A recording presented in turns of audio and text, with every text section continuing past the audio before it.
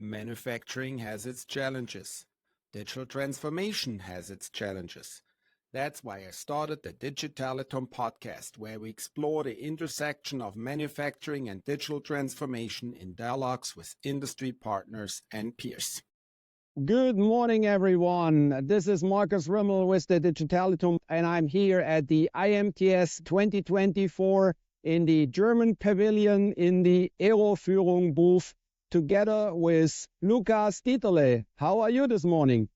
I'm fine, thanks. It's great to be here. Thank you, Markus. Thanks for having us here. We want to talk a little bit about you, of course, Lukas, your company, Eroführung, your fantastic products, market entry into the US, and of course, the headline of this digitalization podcast, manufacturing at the intersection of digitalization and what it's in for you. So tell us a little bit about yourself.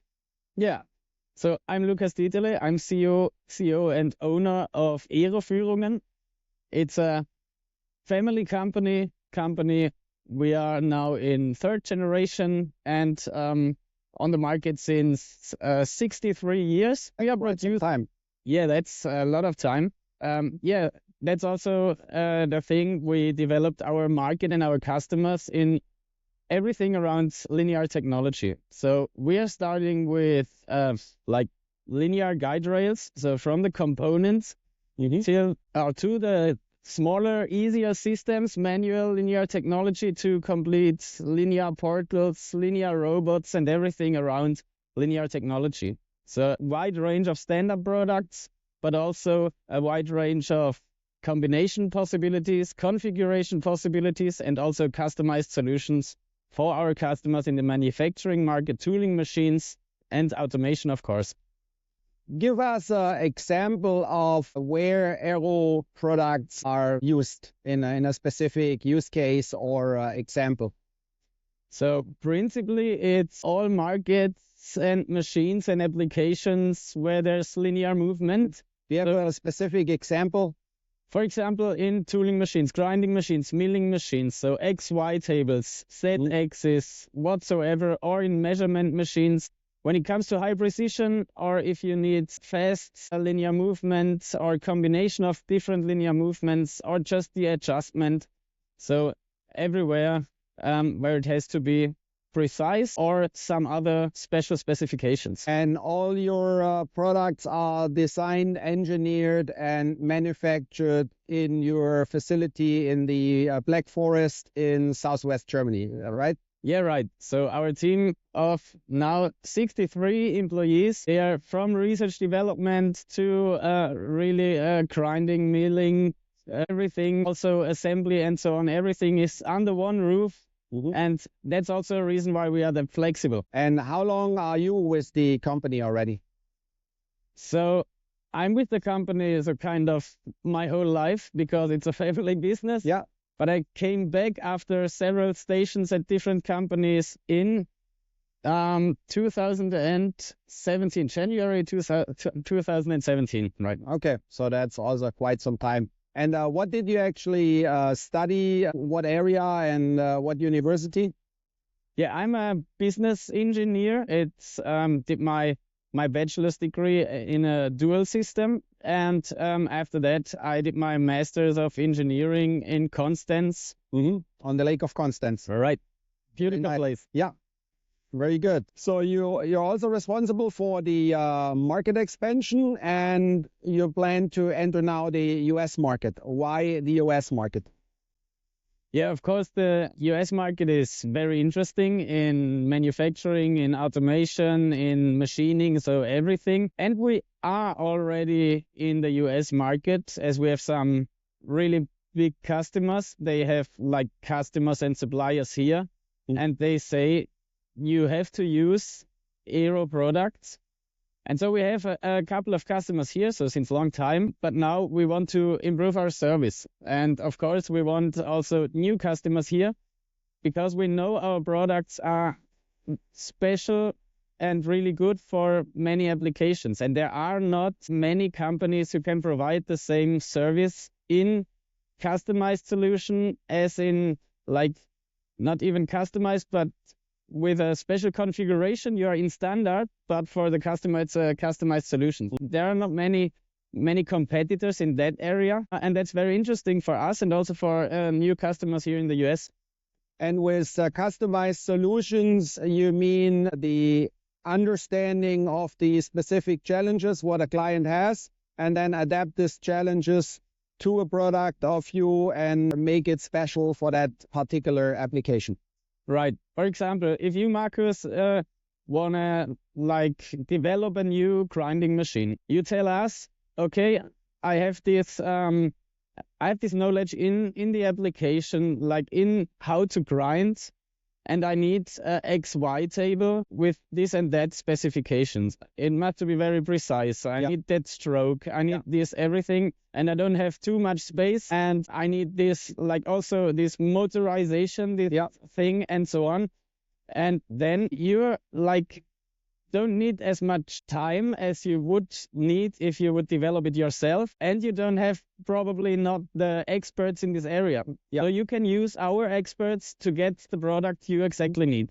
So the client needs to share their specific specifications, what they have in terms of precision, weight, dimensions, movement, inertia, and all of that. And with this data, you are able to build a custom solution for that application.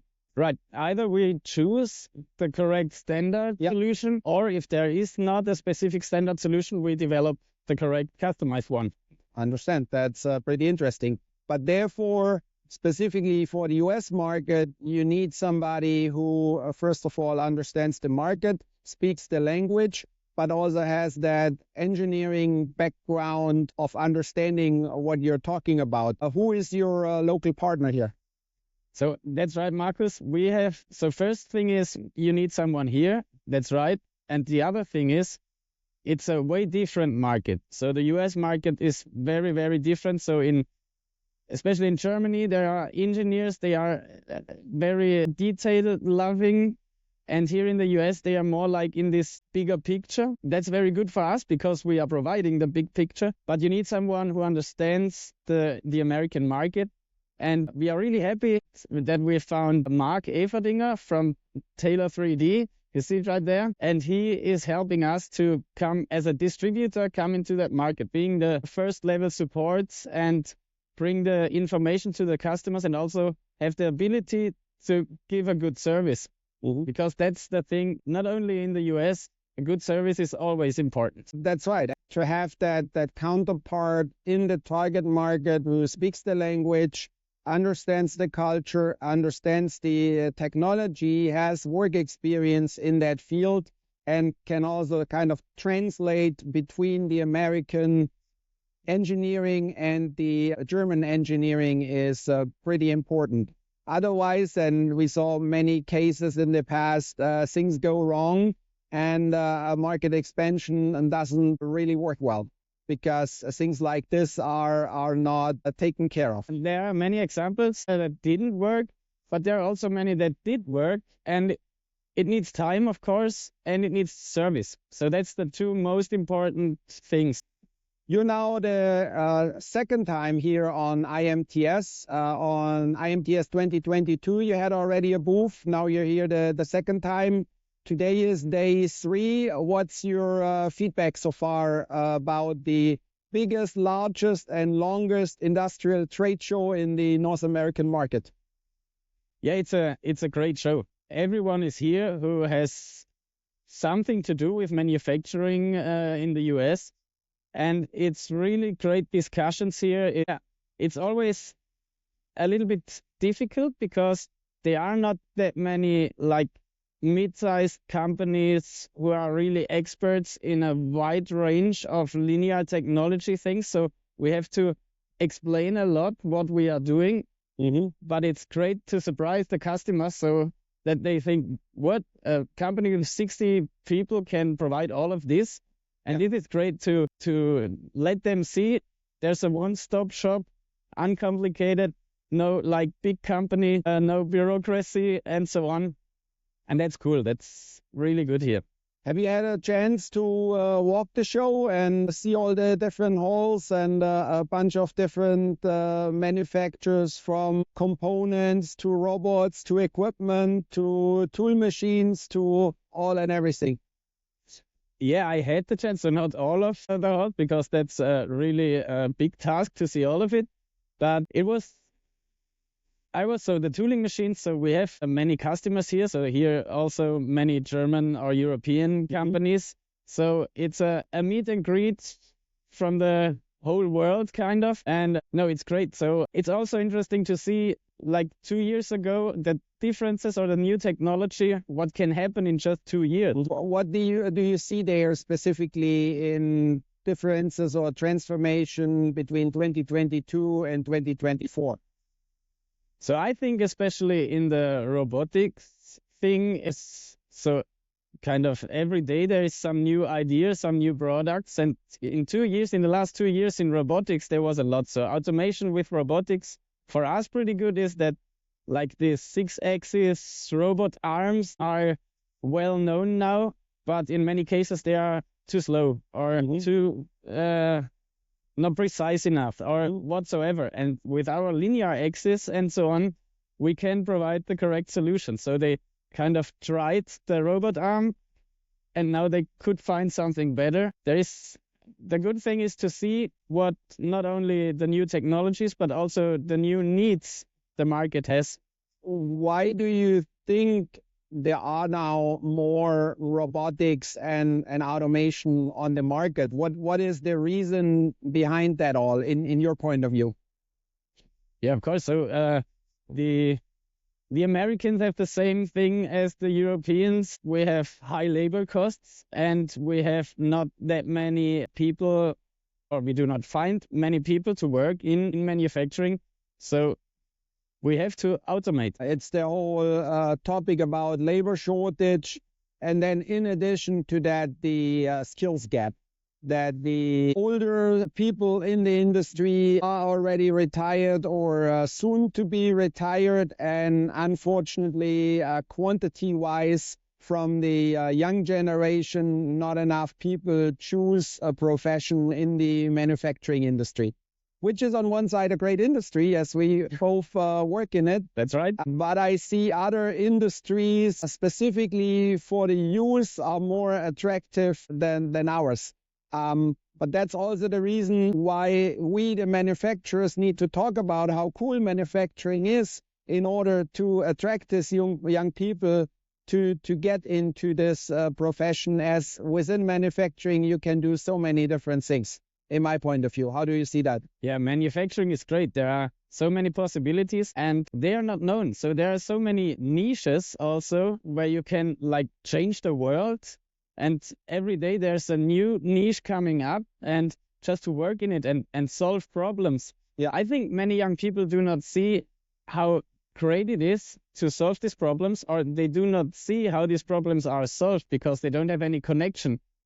And that's great that you are doing this podcast to make them see that there are so many possibilities. So let's hop a little bit more on this whole topic of digitalization. As you know, with DigitalituM, we help manufacturers on their digitalization journey with a lot of different tools, using technologies like immersive, augmented reality, virtual reality, IoT, even AI and others. In your specific manufacturing processes in your factory, in the Black Forest, what are the challenges you have, and what of the new things under the umbrella of digital things have you already done, tried? Do you have any examples on that? Yeah, so in our production, we had a very, very fast development of digitalization in the last years. So every system from research data, development, new products, all the data are not on paper anymore. So and not in Excel sheets anymore. Yeah, and we have also connected the databases. So from thinking about a new product to have the correct materials in your database, specifications, right? And then to the machine, what do we have to manufacture then? And then what part is production planning? Right, production planning is a big thing. and then also at the machine. So you get the correct program to like mill the part as you need it. How about the traceability of the parts through the production process? Do you guys do that as well? And do you guys have a system for that? Yeah, so we have it because it's not only because of the customer needs. It's also because we do a lot of customized stuff. So you have always to bring the correct parts together. Exactly. There are many machines and there are many parts around. And after it in assembly, you should have all the correct parts. You have to have the right parts for the right assembly for the right customer. And at the right time. At the right time, and not mix that in some variation up. Otherwise, it's a big mess and the customer is not happy. Right, that's it. And another example, one step before, especially if you look at like our standard products. So we can, for example, this adjustment slide, this easy manual adjustment slide is a standard product, but only with configuration, you have 1.4 billion configuration possibilities. And of course, that's a lot. And there you need like digital help with online configurator. And starting from the sales with an online configurator on a website, and then kind of bringing that information into the sales process, and then going from there in the actual production process, telling the individual manufacturing machines what program they need to run, what material to use in order to make the specific parts. Right, and then also what to order. And then what to assemble. In terms of raw material coming in, all the different types of metals and sizes and shapes. Yeah, and then also what weight does it have for shipping? And the traceability through the production, and then from the shipping part, making sure that the right package goes to the right client. Right. Yeah. Do you guys do anything in terms of data capturing, visualization of your production equipment, and then do use cases in predictive maintenance or any of these fancy IoT topics already? Yeah, we do. So in our manufacturing, these informations are very important, but we see always the development of this market with our products, because we are in automation, we are inside the machines and around the machines. And so we need to have all the different possibilities to make this predictive maintenance. Digital twin is a huge topic, so in combination of many times. And but this is the thing we are developing a lot at the moment. This is mechatronics. So we started with this, like just mechanic parts, and now we are a mechatronics company. And what are the challenges you face as a company in leadership and all the different departments in adapting through that digital transformation journey, which is at the end of the day a lot of change management, because you have to do things in a different way as you did before. Your maybe older employees are still used to use a lot of paper and fill in data in Excel sheets and all of that, and now all of a sudden they have to do it in a different way. Can you talk about the challenges there?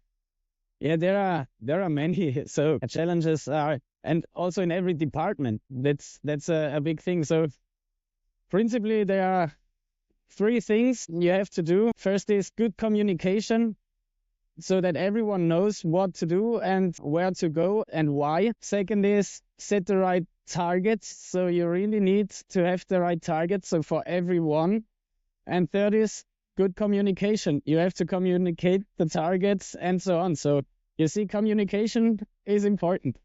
Yes, and so digitalization is not an engineering topic, what a lot of think that the IT department is supposed to do that. It actually involves every department in a company, and at the end of the day, it's a lot of communication and change management in order to make it successful. Right, and not only in manufacturing, in every business. So I don't know any business that's working without digitalization, also for the future. Yeah, it's a necessary thing to do. In my point of view, it brings a lot of advantages. It brings efficiency, better, faster, and all of that. But it also helps to provide more value to a client, for example. And also, and that's the reason why everything's getting faster. So you also have to save your knowledge, and you need to save your knowledge because otherwise it doesn't work. But also in the past, it was a problem to save that knowledge. So that was because you had to getting again the same knowledge, and so the development was slow. But now you have to. It doesn't work if you do not save the knowledge, and now you can grow very fast because you have a basic knowledge, and then you're always developing something more. Yeah, and if you have the know-how in some type of database, you can actually use that knowledge and use it. And with all the different tools under the umbrella of artificial intelligence, it even works, therefore, better, faster, and things are possible, which, for example, 2 years ago were not possible. Like 2 years ago, there was no ChatGPT yet. And now we cannot live it without it anymore. Are you a user of Chat? Yeah, sure. Yeah. So What are your tasks you do that with that AI system? I would say that half of the things I Googled in the past, now I ask ChatGPT. So it's daily business. As you get, and you do it because you have the feeling you get a better quality answer in a kind of compact way, instead of getting a list of 20 pages where you have to go and check, and which is again time to use. Right. Time is the main topic. Yeah. Of course. It's not for every work, but to get an overview, that's the best thing you can make. Yeah. Yeah. Yeah, it's just a new tool we added into all our toolboxes, and everybody is exploring what's in for them. Yeah, and that's also the thing in the normal work you're doing, not even with, it doesn't even have to be AI something, but if you have a good database, as we talked before, you can save time, or so many time in so many departments, because this kind of monkey work you don't have to do anymore. Yeah. Plus, using data helps you to make database decisions, versus in the past, not having the data or not having access to the data and its visualization let us do a lot of gut feeling decisions, which we did with the experience we had. But sometimes we did therefore the wrong decisions because our feelings thought we should do it this way. But if we would have good data to it, we would know that we have to actually do that way. Do you have a similar feeling? That's right. So for saving time and getting a better decision basis, but it's important also to use your non-artificial intelligence. That's a big point. You can get big trouble if you just trust the AI. I agree on that. So you should not trust only AI and do everything what AI does. I just see it as an additional tool to help you in your decision-making process. That's totally right. Very good. Looking into the future, where do you think this all goes? Oh yeah, that's a big question. Yeah, it will. So in many cases, AI, for example, has a big influence on how the things change. But there will be other technologies, or as we said in the beginning, other niches where we will use it and so on. So it will get even more fast.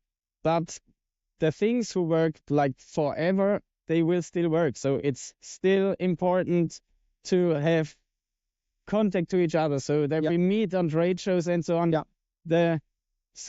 All humans won't be automated that fast. So there are always new technologies. We have to bring the new solution. So AI is just working with old information. For the really, really new information, we need still our brains. And that's a big thing. And this will be very important in the future also with relationships and just doing a favor. So the world isn't completely automatic so at the moment. Yeah.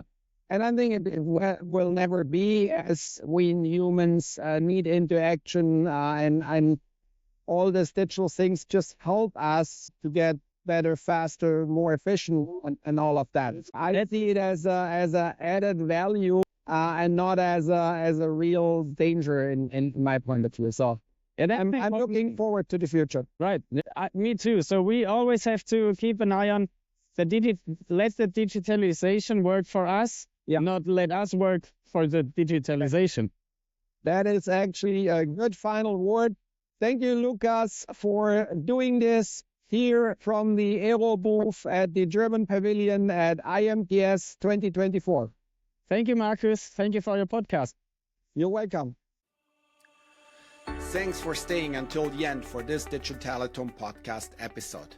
If you enjoyed it, we appreciate a like on your podcast platform. Check out the additional info in the show notes below. Hope you listen again to our next episode. Bye now.